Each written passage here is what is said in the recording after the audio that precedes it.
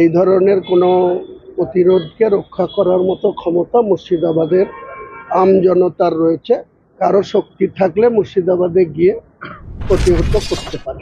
ভোটের আগে মুর্শিদাবাদে বাবরি মসজিদ ইস্যুতে সোচ্চার হয়েছে উন্নয়ন পার্টির প্রধান হুমায়ুন কবির। বিধানসভা নির্বাচনের আগেই বাবরি মসজিদের নির্মাণ কাজ শুরু করার ইচ্ছা প্রকাশ করেছেন তিনি। হুমায়ুন কবির জানিয়েছেন, আগামী 11 তারিখ বুধবার সকাল 10টা থেকে মুসলিম সমাজে যারা কোরআন শরীফ মুখস্থ রেখেছেন তাদের মধ্য থেকে প্রায় 1200 জন 2 ঘন্টা ধরে কোরআন পাঠ করবেন। এরপর দুপুর 12টা থেকে 12:30টার মধ্যে ইঞ্জিনিয়ার এবং নির্মাণ শ্রমিকদের উপস্থিতিতে বাবরি মসজিদের নির্মাণ কাজ আনুষ্ঠানিকভাবে শুরু করার পরিকল্পনা রয়েছে বলে তিনি দাবি করেন। এই ঘোষণাকে কেন্দ্র করে ইতিমধ্যে রাজনৈতিক মহলে আলোচনা শুরু হয়েছে। ব্যুরো রিপোর্ট, সময় বার্তা নিউজ।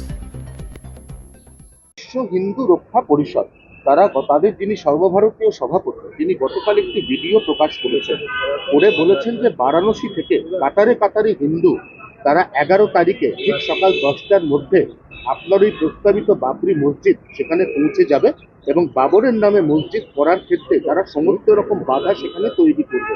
কি বলবেন? রাজ্যের প্রশাসন আছে দেখবে, আর আমাদেরও যারা মসজিদ নির্মাণ করছি, আমাদের যে ট্রাস্ট, সেই ট্রাস্ট এবং স্থানীয় মুসলমান যে জনবসতি আছে তারা এনাফ ইজ এনাফ। এই ধরনের কোনো প্রতিরোধকে রক্ষা করার মতো ক্ষমতা মুর্শিদাবাদের জনতার রয়েছে।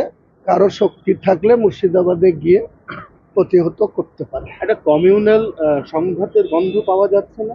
কোনো কমিউনাল, আমরা যখন রাম মন্দির হয়েছিল আমরা ভারতবর্ষের মুসলমান কেউ তার বিরোধিতা করিনি। যখন বহরমপুরে রাম মন্দিরের শিলান্যাস হচ্ছে আমরা কেউ বিরোধিতা করিনি। আমাদের মসজিদ করার অধিকার আছে। আমার পুত্র সন্তান হলে তার কি নাম রাখবো সে নাম রাখার অধিকার সংবিধান আমাকে দিয়েছে। সেই সংবিধানকে সম্মান জানিয়ে ভারতবর্ষের নাগরিক হিসাবে আমি যে মসজিদ করছি সেই মসজিদের নামকরণ যখন কমপ্লিট হবে তখন কি হবে। এখন তো একজন হিন্দু ব্যক্তি দুদিন আগে তার যে চিপনি ভাটা একে পাল, তো তিনি নিজে আমাকে ফোন করে বলেছিল আমি বাবরি মসজিদের জন্য ইট দেবো। আমি বলেছিলাম আপনার ওই যে একে পাল এই ইট আমি নিতে পারবো না। তো তিনি নিজে সেই ফর্মা চেঞ্জ করে বাবরি লিখে সেই ইট প্রোডাক্ট করে সেই ইটকে পুড়িয়ে কংক্রিট করে সেই ইট ওখানে দিয়ে গেছে। তো ওনারা রুকুক। আমি বলছি আমি কারোর সঙ্গে কোনো ল অ্যান্ড অর্ডার ব্রেক হোক এটা চাই না, কিন্তু মুর্শিদাবাদের বুকে এটা অযোধ্যা না। আমি মনে করিয়ে দিতে চাই বিশ্ব হিন্দু পরিষদের সম্মানীয় নেতৃবর্গকে যে এটা ভারতবর্ষেরই, আমরাও নাগরিক, তিনারাও নাগরিক। ভারতবর্ষর মানুষ ব্রিটিশের সঙ্গে লড়াই করে ভারতকে স্বাধীন করেছিল।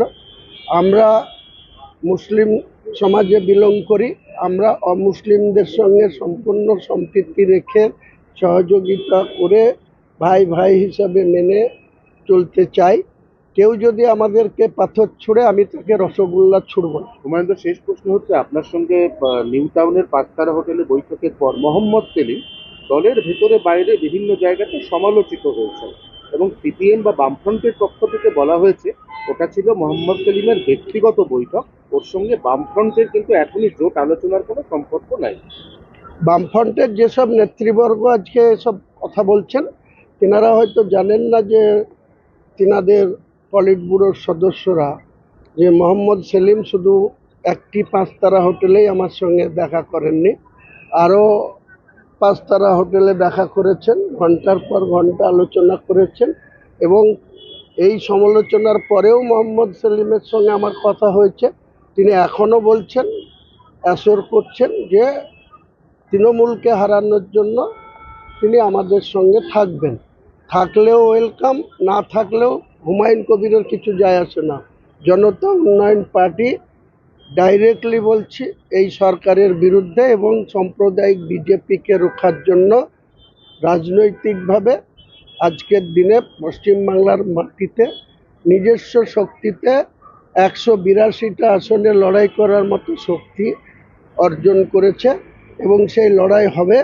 এবং আগামী নির্বাচন এপ্রিল মাসে যেটা অনুষ্ঠিত হতে যাচ্ছে সেই নির্বাচন আপনাকে আগাম বলে দিলাম, প্রেডিকশন করে দিলাম, কোনো দলই বহুমতে পৌঁছাতে পারবে না, মেজরিটিতে পৌঁছাতে পারবে না, 148-এ পৌঁছাতে পারবে না। ত্রিশঙ্ক অ্যাসেম্বলির রেজাল্ট হবে, যেদিন ত্রিশঙ্ক হবে আগামী দিনে কে সরকার গড়বে, কার সমর্থনে কে চলবে, সেটা ভবিষ্যৎ কথা বলবে। তৃণমূলের তরফ থেকে আপনার সাথে কি যোগাযোগ করেছিল 14টা আসনে সমঝোতা করতে চাইছে মুর্শিদাবাদে? এই ব্যাপারে আমি কোনো কমেন্ট করব না। যারা তৃণমূলের হয়ে কাজ করে তাদেরকে জিজ্ঞেস করুন গা। একটা টাইমে হুমায়ুন কবিরকে অনেক অপমান অসম্মান করা হয়েছিল। এখন প্রশাসনের মাধ্যমে এবং যারা এদের হয়ে দালালি করে তারা বিভিন্নভাবে বলছে যে যা হয়েছে হয়েছে, মুর্শিদাবাদে একটা সিট অ্যাডজাস্টমেন্ট। কিন্তু আমি এই দলটার জন্ম হয়েছে একটাই কারণে, যে তোলাবাজি করা, মানুষের সঙ্গে মিথ্যাচার করা, শুধু সরকারি কোষাগার থেকে মন্দির করা, তারপরে এই যে শুধু বাজেট হলো, ভোট অ্যান্ড অ্যাকাউন্ট, তাতে কোনো কর্মসংস্থান নেই। সেখানে সুপ্রিম কোর্ট অর্ডার দিচ্ছে, তারপরেও ডিএ নেই কর্মচারীদের, শুধু ভাতার সরকার।